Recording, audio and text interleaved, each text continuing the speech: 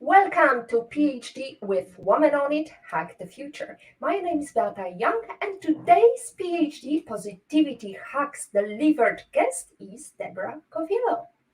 Topic: Unleashing the Power of Soft Skills, a journey from technical expertise to leadership excellence. Episode 111 starts here. Let me remind you, this is a grassroots community that focuses on women on IT, an inclusive forum of women in technology, startups, and female leaders who are supported by men as well. And I bring heart to that hustle because empathy is my mojo. And empathy is critical when you're unleashing the power of soft skills and you're having a journey from technical expertise to leadership excellence. In today's tech-driven world, harnessing the power of soft skills can help you unlock your true potential as a leader. Taking control of our careers and seeking support in setting our visions are key lessons to empower both current and future leaders. For this PhD episode, we are happy to be joined by Deborah Coviello, advisor, author, podcast host, and founder of Illumination Partners. Certified as a Lean and Six Sigma Blackbelt, Deb's programs empower CEOs to identify emerging leaders and harness the power of their people. She's also a dedicated board member of Women in Flavor and Fragrance Commerce. Join us. Enjoy this topic, and I hope you got some questions. Feel free to reach out to Woman on IT or Deborah herself. So, Deborah, let's start with a simple question. Where are you joining us from today? Well, thank you so much for the opportunity. I live in the U.S. I live right now in the state of Ohio, Cincinnati, Ohio, in the great Midwest of the United States. It's summer here, and I am just enjoying the opportunity to be able to connect with you on the other side of the world. I love technology and bringing us together today to have this great conversation. A reminder to those of our listeners who didn't know about PhD. PhD Positivity Hacks Delivered was launched during the lockdown. And the idea was to, instead of having physical face to face meetings, I wanted to boost positivity by inviting awesome speakers from all over the world. I'm joining from Torun today. It's a bit rainy, but fret not, it's going to be exciting and very sunny topic. So, Deborah, let me just segue to my past. I was 21. I've been working as a secretary in this very well-established company. And they were looking for import expert. And my boss said, well, didn't you think about maybe this career as an opportunity to step up the ladder? And I was like, are you sure I'm capable? Now I wouldn't ever say that because I know so much better the power of believing in yourself, the power of going and getting that extra mile, getting that next step in the career. So, what would be the advice to those ladies who only started and don't have confidence?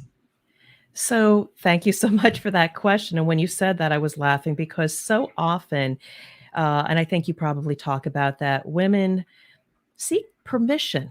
They seek permission to speak. They seek permission to be ready for the next opportunity. And my advice is if somebody came to you and said, would you be interested in this? Have you given some thought? That person already has some thoughts and confidence in you to potentially do the work that you could learn it along the way. So, my advice to ladies out there, and anybody, but ladies, flip your mindset. Don't ask for permission if somebody approaches you. Have the mindset and confidence that you will learn it along the way and say yes. Please say yes.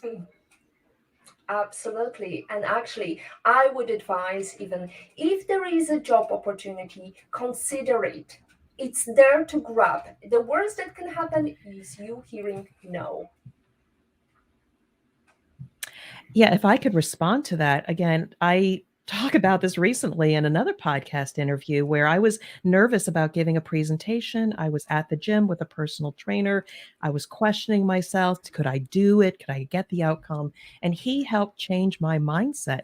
He said, rather than thinking about the possibility of failure, to your point, somebody saying no, what about the possibility you might actually be successful? And they say yes. I have found if I adopt that mindset and approach, 75 to 80% of the time, I get what I want because I had the confidence to say yes or the confidence to raise my hand. So, ladies, please flip your mindset. You might actually be successful. It's so easy to say, Deborah. So let's nail it down. I think there is some very powerful things we can do, and I'm talking about presence. And we discussed it before we came onto this show, and I'm wondering what would be your number one advice? How to build your presence as a potential leader? So thank you for that question. I will tell you, I was navigating my career 20, 25 years in, and I was a professional. I knew how to deliver a presentation with confidence. And when I asked, what did I need to do to get ahead? They said, well, you need more presence. And there was no playbook on what presence is. So I have figured out a few things along the way. It is two parts. Presence is what people see, what humanity sees. You have to look confident. And I'm not saying you need to totally spend a lot of money on hair, makeup, and a wardrobe, but you have to look confident, but that's only half of presence. The second part of presence is what's in your mind, what you think, and what you say. And if on the inside you are confident, then what you say is confident, and you have the whole package of presence with one more thought. Presence is always showing up the same way every time with what you think, what you believe, what should be. And it takes time for you to think about whenever you start a new job or in your career, what are those things that if you don't live by those, it disrupts? Or what do you think is most important? Look confident, feel and think confident. And when you speak, what are those 3 to 5 things that you know to be true? Say them with confidence, and then people will start noticing you. You have arrived at a place of having presence, which is an ever evolving thing that you can improve. I'm still improving it. How you look, how you think, how you speak. Presence. So, presence, look confident. So, I wanted to ask you something because I struggle with that quite often when I see some ladies going that extra mile with hairdos, makeup, and it looks a bit tacky, to be honest. So, what would be advice? Because I think for me, I like to look at some role models. I like to look uh, at females who have presence I always aspire to have. What would be your advice? Do you have something to add? Anything to add? Yeah, so there is something about presence that I also learned from my image coach. It's about quality and consistency. So, like I said, the outward presence, how you look, needs to match on the inside what comes out. Because if there's any inconsistency in how you look and what you say, people will not trust. So, if you're overmade, hair, makeup that is not consistent with when you normally feel comfortable and how you interact with people, but one day you show up, wow. Now, that's a good thing for weddings and photo shoots. But if you start showing up to the nines and showing an image that maybe is, I don't know, too cute, too this, and again, do what you feel comfortable with. But then if how you look is not consistent with what you say, there's an inconsistency. So dressing up, yes, for weddings, etc., big events, feel beautiful and confident. But also when you show up in your career, you are here to do business and you want people to trust you and what you say and what they hear, not be focusing so much on how you look, but it has to be confident and consistent because ultimately you're conveying messages, not necessarily how you look. Mm. Well, Deb, I think a lot of startup gurus will disagree with us because I think they are now pushing for the look of a disheveled, slightly disheveled CEO. And, I've seen so many meetings or pitching done by some CEOs looking for big, big money from investors with t shirts on. And I'm wondering, is it a good approach, or what's your take on that? So I appreciate the question that the gurus might say, look a little scrappy, look a little unkept. I think what we have to do is not take things literally, but what is the intention of looking a little different? What is the intention of standing out and being against the status quo and what everybody is looking like? The intention is to stand out. Again, first impressions on how you look. You want people to notice you to the point that it's respectful and they're curious about you. So when they engage with you and you speak with them, then it supports that being interesting. So I don't advocate for looking disheveled because I'm going to say it, a female. We are trying to portray confidence, and first impressions are very critical. Be confident and comfortable in how you look. However, find your own uniqueness. Now, I like nice jewelry. I like statement pieces. I like a jacket that is a little, I don't know, risky, not your standard suit. I chose to stand out by these things that are comfortable for me and make me feel, I will use the word beautiful, which also helps me to be confident.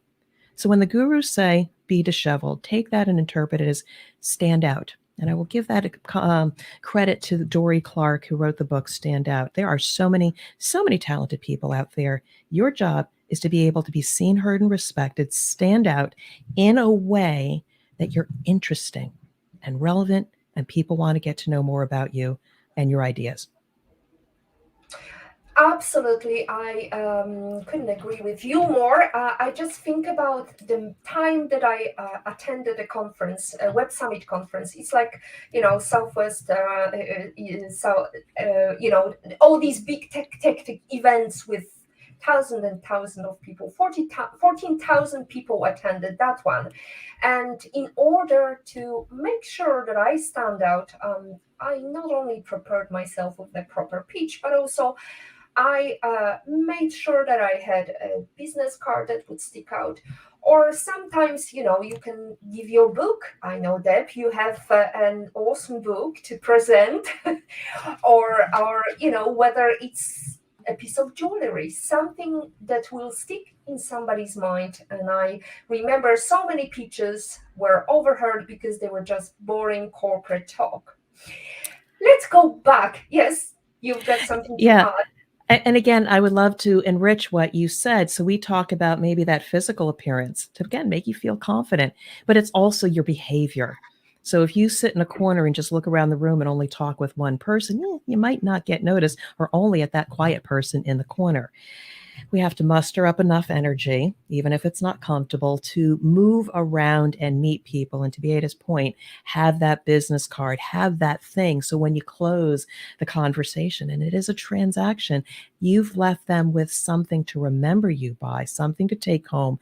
And even if you don't have that business card or that book, something as a follow-up so you're memorable. Again, we talk about standing out. Hopefully we get to that. There are things we can do from your essential skills to be standing out, but being out there, seen as confident, circulating around a room, feeling comfortable in a beautiful outfit, you're going to be noticed. And that's so important.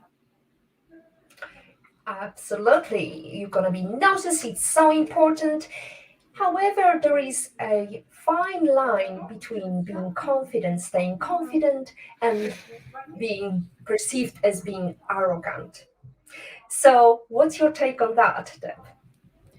So I wasn't prepared for this question, but oh my gosh, I have a response. So, I mean, confident is what we aspire to because ultimately it's about building relationships with people and we want them to trust.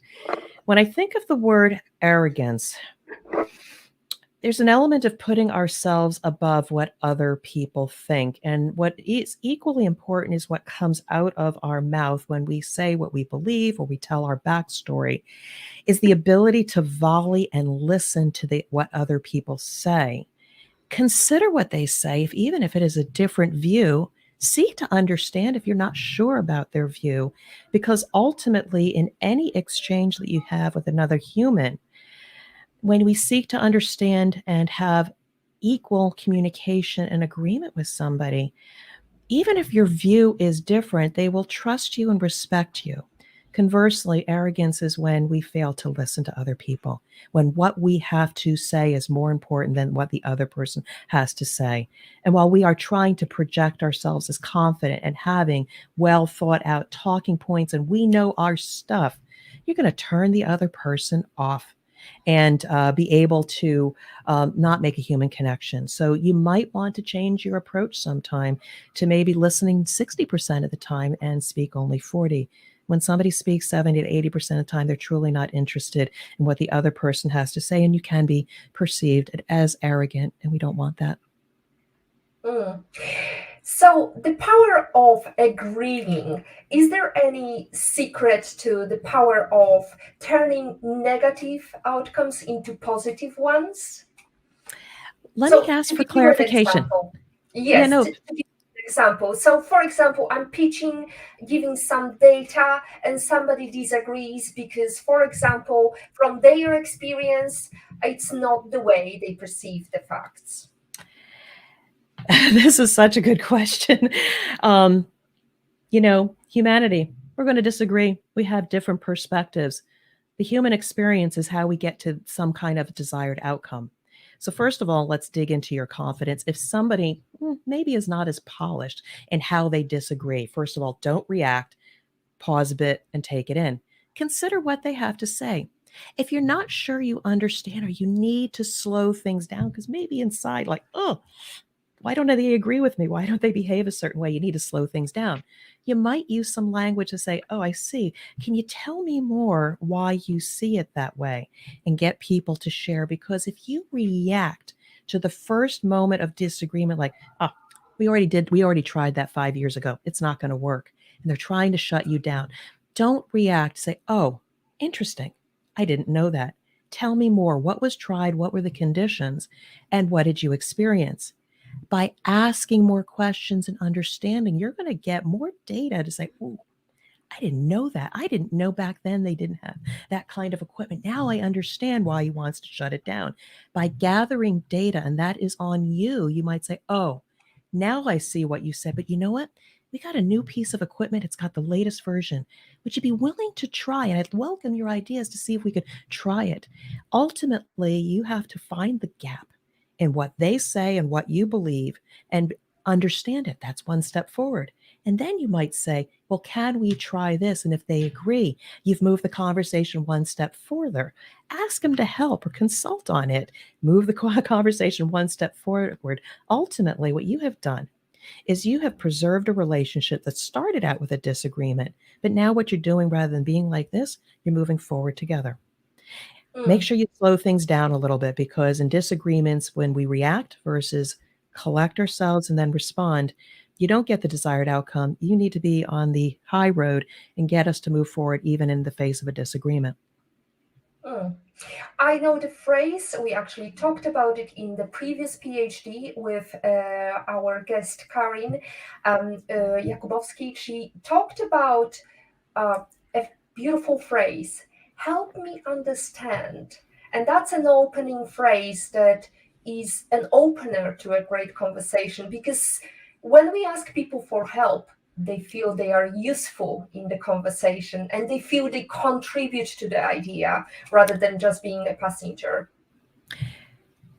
Yeah, I mean, what you say in that is, and this is what I had to learn the hard way as a young engineer. I think I was about 35 years old.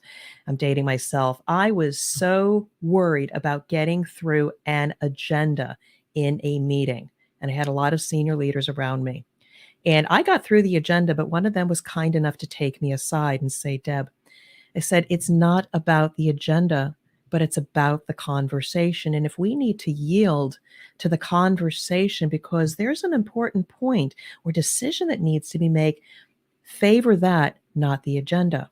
So again, it's really about, even in the face of confrontation, it's about maintaining a relationship and keeping dialogue going. You become the facilitator of great ideas or problem solving, and forget the details, forget your agenda, forget where you were trying to go. Preserving relationships is going to get you further versus trying to make your point. Deb, I think it's vital to talk about the communication because we talked about it, how important communication is in females' career, how important it is to ask questions and listen, but also the power of pause. Tell us about how to stop ourselves from jumping into answering and making sure that we have the right mindset. Pausing is sometimes hard for technical leaders because we have been celebrated for so long for having the answers. In school, we raise our hand first. In business, we want to be seen, so we want to respond and contribute. We want a purpose. We want to contribute. So we are groomed to react. Now, as you move up in your career, that's no longer going to serve you. Yes, be sharp, be ready. However, sometimes in the face of chaos or a difficult situation, it is better to pause and not react, but just take things in. As Beata was saying, to ask clarifying questions. When we pause and slow things down, when you then speak, you're going to be able to speak from a place of authority versus just reacting, and then you are seen as a leader. Now, there's so much more in how you say, but slowing things down and pausing and reflecting on what you're hearing, that's what I do. I am regularly pulled into chaotic situations. Data, email, meetings are flying at me, and I could get into that grind and just respond. I have to breathe sometimes because if you want to be a leader and sort through a situation and show people to the other side, taking time, 5 minutes, 10 minutes for yourself, read all the emails, listen to all the input, and then say, what do you see? What do you believe? What is the problem that's happening here? Clarify it for anybody.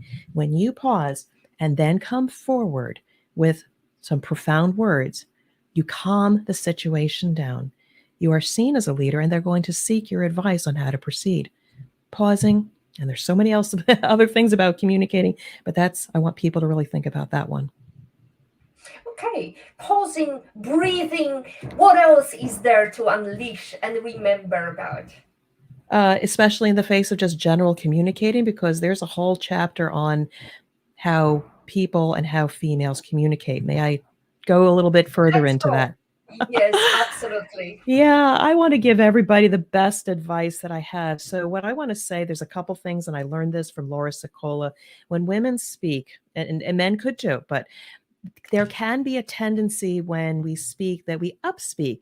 So, when we give you that report that I sent you yesterday, didn't you read it?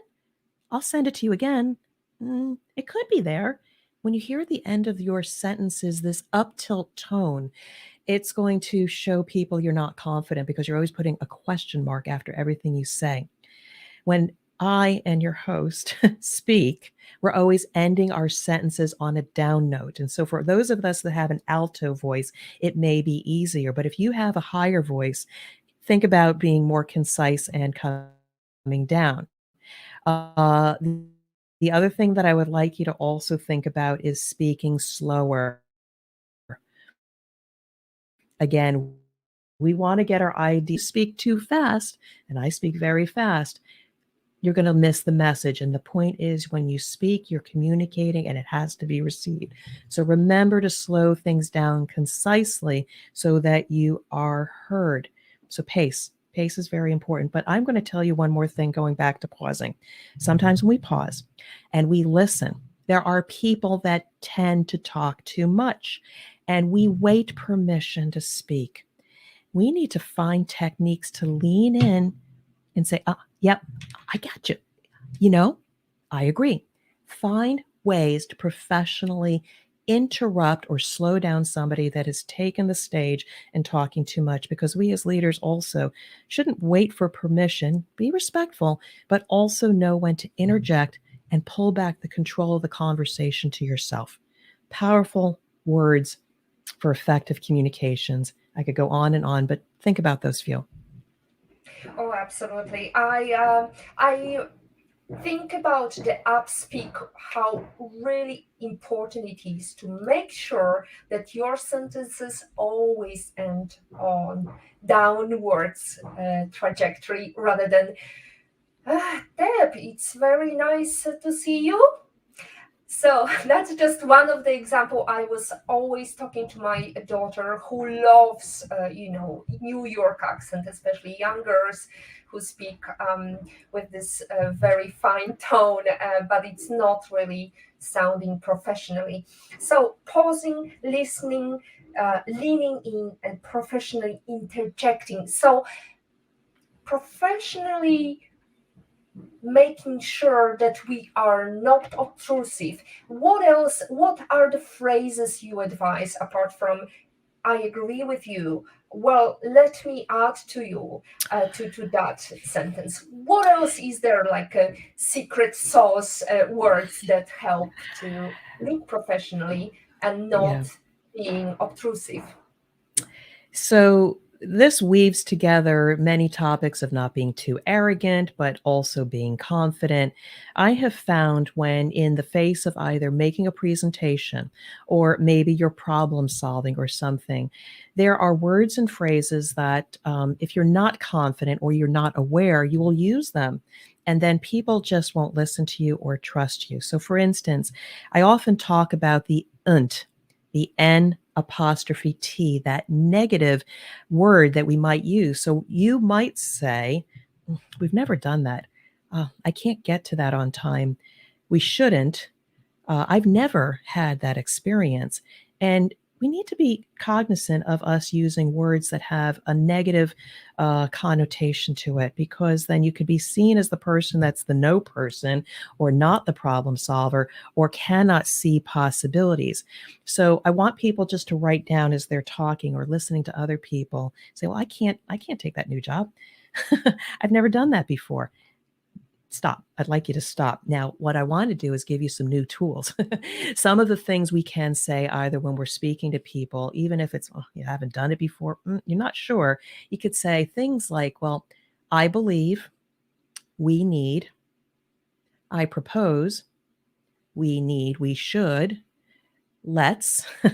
All these positive solution sounding words of affirmation to say, let's move forward. So, for example, if somebody tapped you on the shoulder and says, I think you can do that job. Have you thought about imports? You can say, wow, that's interesting. You may say, it's an interesting area. I hadn't considered that, but I believe based on past experience and starting new roles, I can do that. I can learn. So when you use words like I can, I believe, I know, I will, I should, you exude confidence. Inside, maybe you're not sure, but the words we use are really important to portray confidence and move things forward, even in problem solving. If it gets crazy, you might say, I propose we table this conversation, get some more data, bring the meeting to a close so we don't waste people's time. When you use strong words like I propose, it's not aggressive. You are providing a solution and a path forward. You need to be seen as that leader using the right language.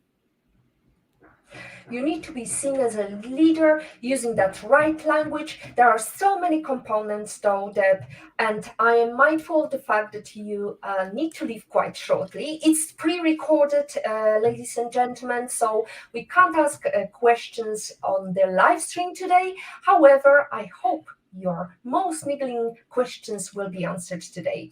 So, displaying confidence, and maybe one of the advice I heard, and what's your take on it? Recording yourself on a video or on a recorder, just recording the voice. Would you think it's a good tool to review yourself? So very interesting because I do a podcast. I listen to myself all the time. I don't just speak all the time. And also there's video. So there's two things I have on that. So again, practice makes perfect. We need to be leaders when it comes to providing our own self-feedback, reflection, seeking to improve, but also I don't propose perfection. Because I will tell you early on in my career when I was, early in my own business and putting videos out on LinkedIn, I would be so stiff and I would show up as a professional. I'd have my suit, I'd have my hair made up, and I would say, hello, I am Deb Coviello. I'm a continuous improvement expert. Let me talk to you today about X, Y, and Z. They were done well. But then somebody said to me, I said, Deb, loosen up, be yourself. People aren't going to trust you because you're too rigid and acting like other people should. So take feedback, learn to just be yourself, but don't seek perfection. Now, if you're trying to improve, yes, absolutely. Look at yourself with a critical eye and think about, if I showed up on video like that, am I connecting with people? Would people trust me? Would people want to pick up the phone and connect with me? You might be saying, looking down, not looking at the camera. You need to see if you are actually connecting with that person. Again, I am looking directly at a camera right now, not at my computer screen, because I want to connect with you. Look at how you show up and ask yourself, would you trust that person? Would you want to know them? Similarly with your voice, we've given you some suggestions about don't use upspeak when you speak, speak concisely, not too fast. Listen to yourself and ask yourself, first of all, did you enjoy listening to yourself? And then change it, try it again, improve. Ask for feedback from other people because you can't do this alone. Show the video, listen to the audio with somebody, and ask them for feedback. What should I continue doing? What do I do really well? What should I start doing that might make it easier or better? Maybe slow down a little bit more. And what should I change? Because maybe I'm fidgeting, I'm not looking at the camera, I'm looking at my watch, I'm hitting my microphone. Get some feedback from other people so that you can improve. Because ultimately, when you're putting yourself out there in audio, on video, it's about the connection. Can people trust you? Do people like you? Or at least respect what you're saying and want to come back for more? Practice communication in your voice, and how you show up can be one of the most powerful tools you have in your toolbox to move your career forward. Practice over perfection.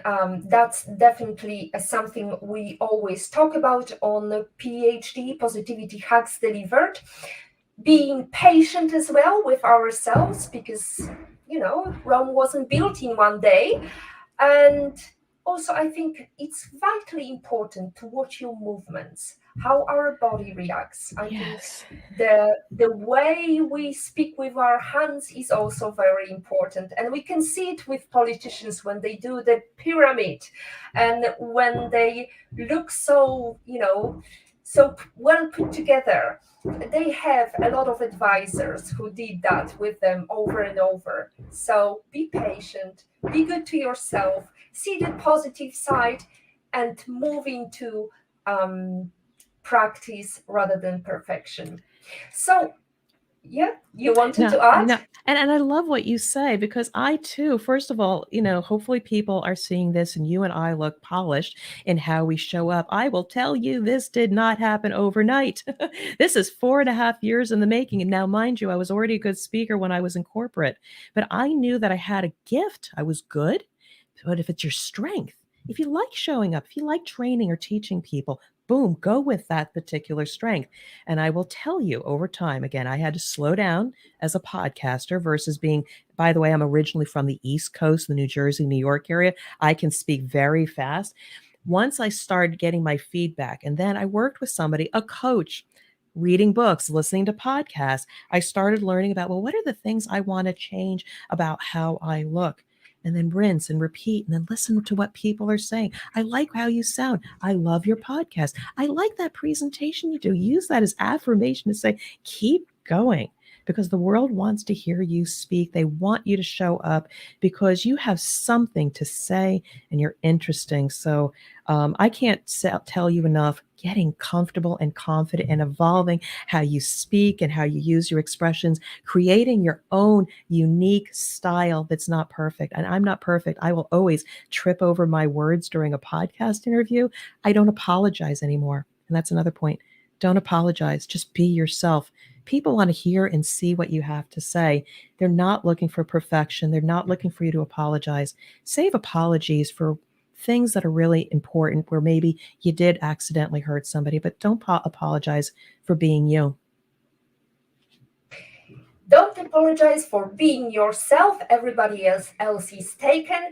And as Deb said, I definitely, can always look at my first episode of PhD and really weep because it was such a difficult time. I didn't know what I'm doing. My questions were all over the place. Plus also, let's not forget, English is not my mother language. So sometimes I'm just missing words or butchering some of the words or surnames like yours, Deborah Coviello. And now I know.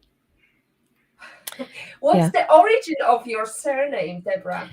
Oh, thank you for asking. So my husband, who I took his name Coviello, is of Italian origin, though he is 50% Irish as well in his heritage. But the interesting thing is I looked up Coviello. If you go into further research, it's actually like Yaakov, Jacob, Cove, Jacob, which is actually biblical in nature. And so Coviello, Covielb, Covey, there are many versions of it, but it actually very far back goes to biblical times or Jacob. But happy to say I've got my children have Irish ancestry, Italian ancestry from my husband, and I've got Austrian and Russia and Czechoslovakia. But I love origin and that part of our names. It's very interesting.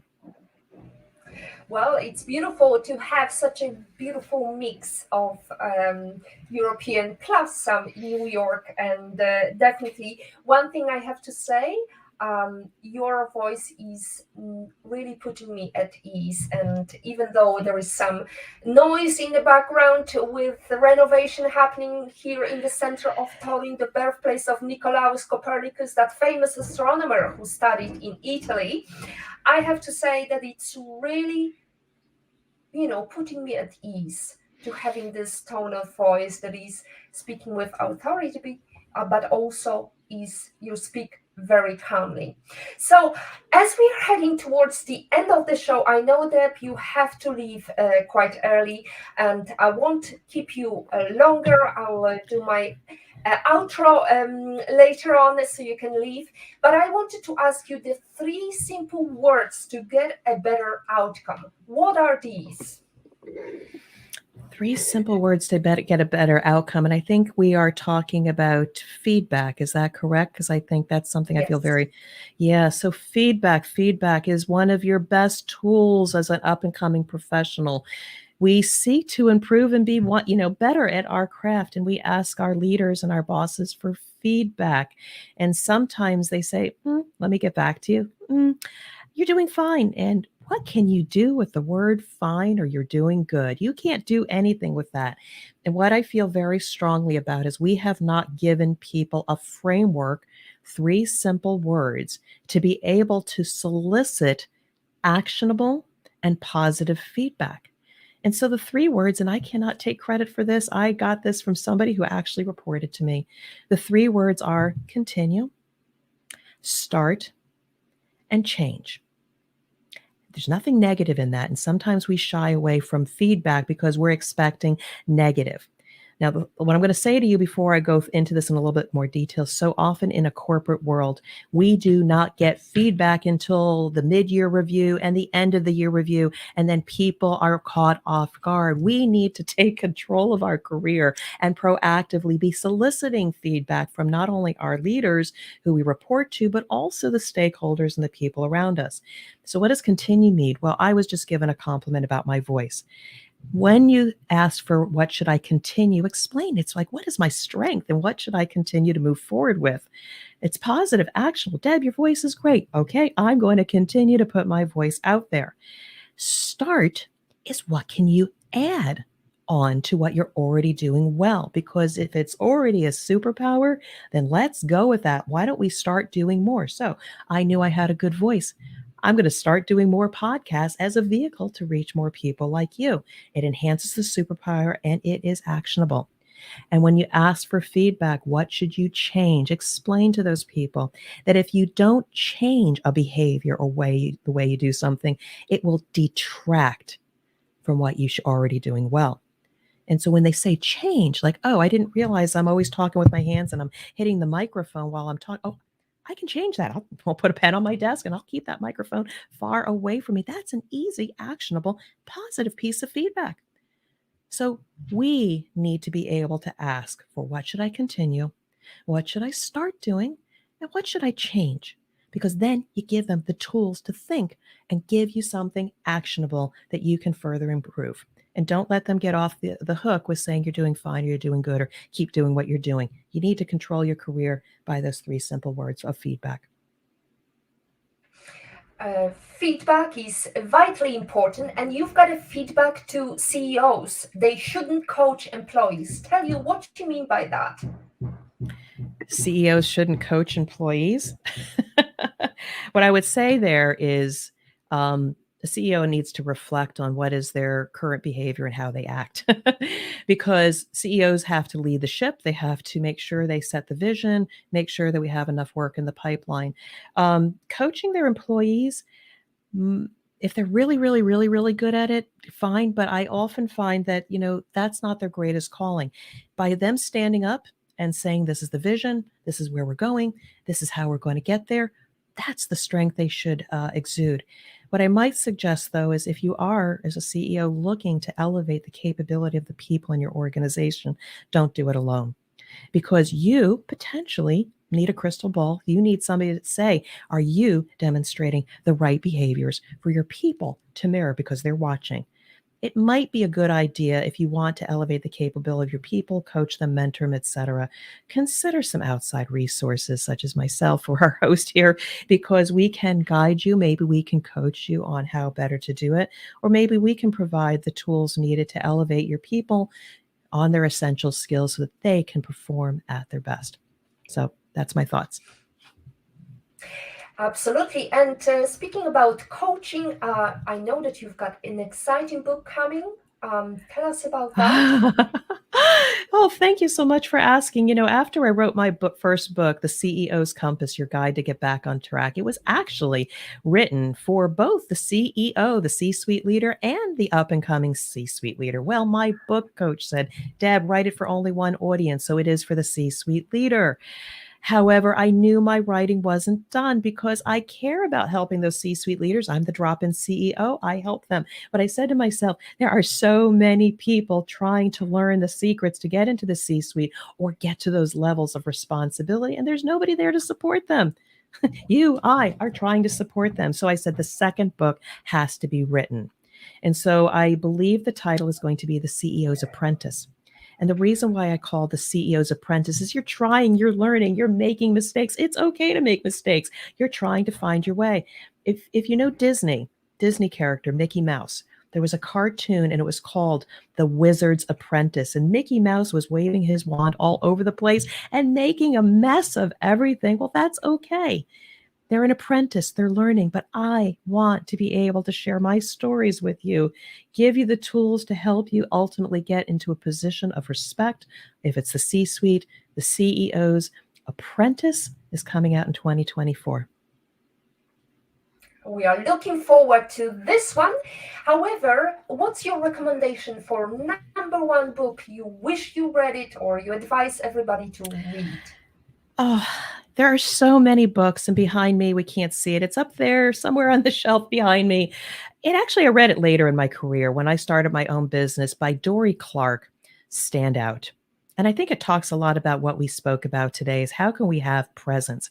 How can we dress and show up not in that dirty, scruffy shirt, but how can we show up both on the outside and in our mind and what we say to stand out without arrogance, but with confidence? That book, Stand Out, was what I needed when I started my own business to say, I'm not going to be a business consultant. I'm not going to be advisor or fractional CEO. I'm going to be the drop-in CEO. And ooh, that is different. Stand out.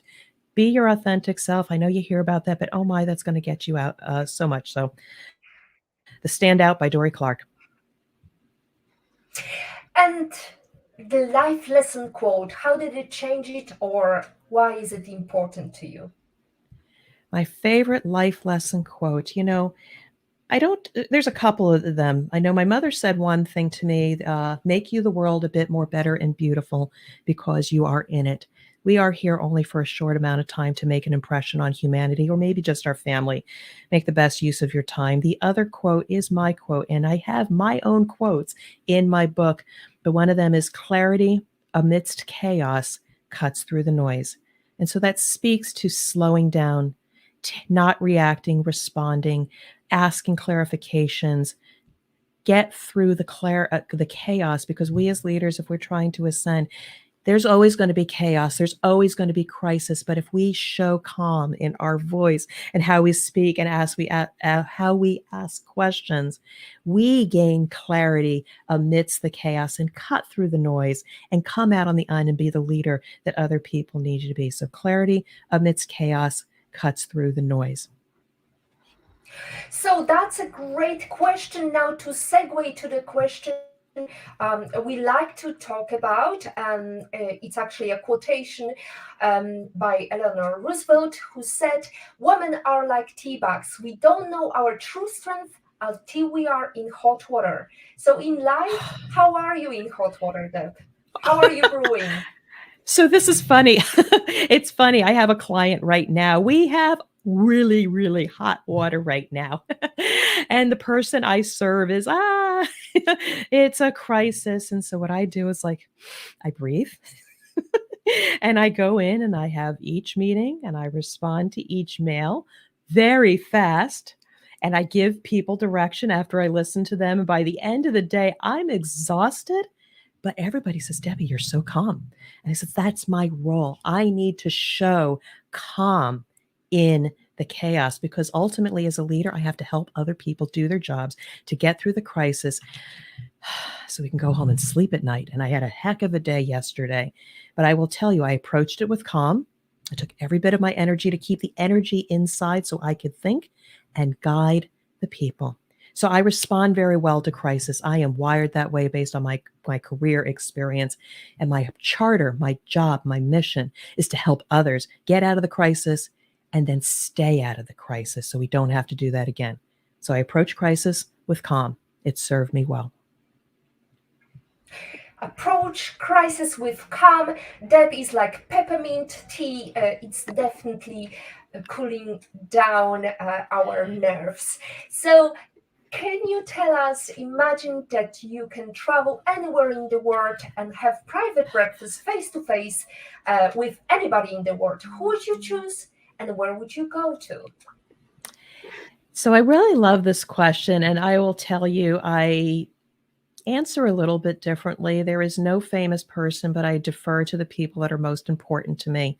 And I will tell you, I was with two of my three children in Florence, Italy this last year, and just being with my family, my husband, my eldest son, Danny, 31, my middle son, David, he's 27, my daughter, 21, and being in a beautiful place, many different places, but I often like places in Europe where they have beautiful places where they slow down a little bit, sit outside with a good coffee, a good dessert, and just taking time and just being with each other, because we are building memories as a family unit. So I would always, always choose my family over any famous person because they're the heart of who I am and what keeps me strong and steady. Deb Coviello, the peppermint of the leadership, was our guest today. Let me just add a final quotation. Leadership is not about being in charge. It is about taking care of those in your charge. Mary Kay Ash. Thank you, Deb. It's been a pleasure to have you as a guest, and good luck with that book. Hopefully we'll hear from you next year when it's launched. And that's it from episode 111 of the PhD live stream. Thanks to our guest, Deborah Coviello. To stay updated and ensure you never miss a positivity hack delivered, follow Woman on IT and turn on notifications to be alerted once a video has been released. Next week's PhD, we're gonna have Darinka Budowska, and she's gonna talk to us about how to become a digital nomad and work online from anywhere. Thank you so much to our lovely audience and supporters and our beautiful guest. As always, our positivity quote comes from Positive Thinking Only and goes, look for something positive in each day, even if some days you have to look a little bit harder. If you don't like something, change it. If you can't change it, change your attitude. Today is your future. Hug the positivity you want. Thank you.